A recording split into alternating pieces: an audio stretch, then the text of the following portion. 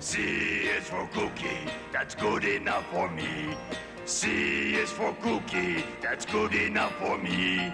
C is for cookie, that's good enough for me. Oh, cookie, cookie, cookie starts with C.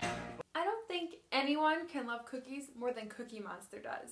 Chances are you've probably had one of these things at one point in your life. You can thank Ruth Graves Wakefield for inventing these. She owned the Toll House Inn in Whitman, Massachusetts, which was a very popular restaurant in 1903.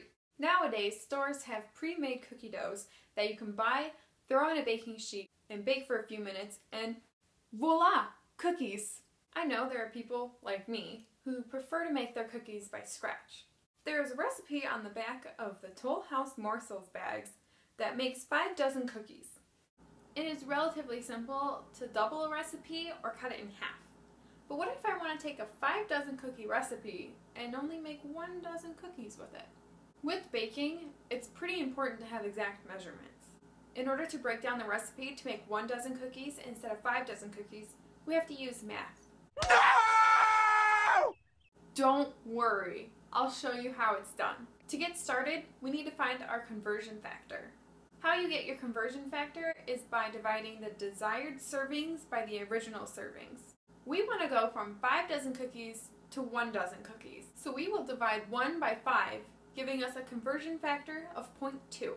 Now what we want to do is multiply our ingredient amounts by our conversion factor. Let me show you an example with the brown sugar. The original recipe calls for 3/4 of a cup of packed brown sugar. We need to make 3/4 into a decimal in order to multiply it by our conversion factor. To do this, we simply divide 3 by 4, which comes out to 0.75. Now we can multiply 0.75 by our 0.2 conversion factor, which gives us 0.15. Bakers don't usually use decimals, so let's turn that 0.15 into a fraction. This can be done by simply removing the decimal and putting the number over 100.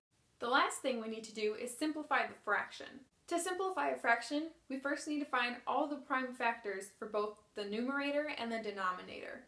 Out of those factors, we want to use the one that is found both with the numerator and the denominator. The common factor for 15 and 100 is 5. And the last thing you'll do is divide the numerator and the denominator by the common factor. 15 divided by 5 is 3, and 100 divided by 5 is 20. So we end up with the fraction of 3/20. Now for baking purposes, you'll want to round up or round down to the nearest baking measurement. 3/20 is closest to 1/8. So for our recipe, to make 1 dozen cookies instead of 5, we only need 1/8 of a cup of packed brown sugar. Now it's your turn. Pause the video and calculate the rest of the ingredients. Once everyone has finished, press play for the answers.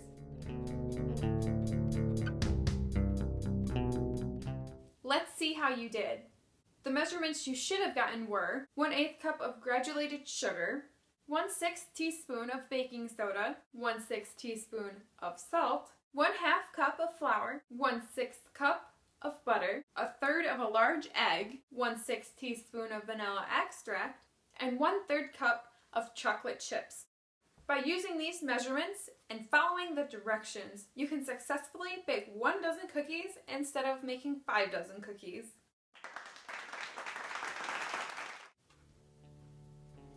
Now isn't math sweet?